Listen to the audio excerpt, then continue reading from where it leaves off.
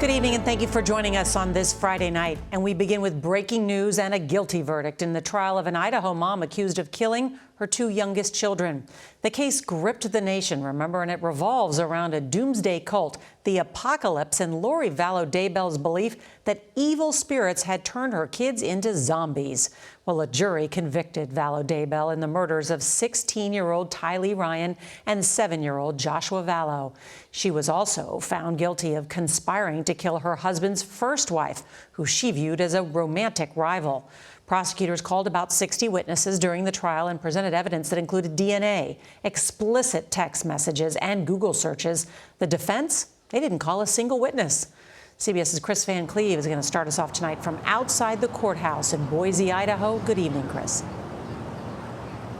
Norah, Lori Vallow Daybell showed no reaction as she was convicted for killing her own children, but a source close to the trial tells us she did react to her own attorney's closing arguments. She was unhappy they tried to pivot and put the blame for the killings on her husband, Chad.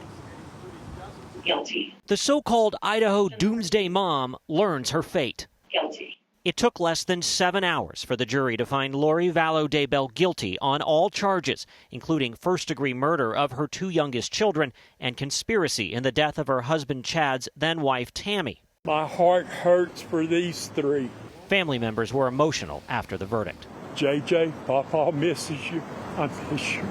Larry Woodcock first reported his 7-year-old grandson Joshua J.J. Vallow and 16-year-old Tylee Ryan missing in 2019. I stood up and I said, "Where are the children? Where are the children?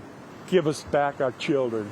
Jurors saw this video of the newly married Daybells poolside in Hawaii while being served with a warrant to produce the missing children. Do you have any questions regarding that? JJ's body and Tylee's remains were found on Chad Daybell's property 9 months after their disappearance. There's nothing okay about killing children. You threw them away like garbage.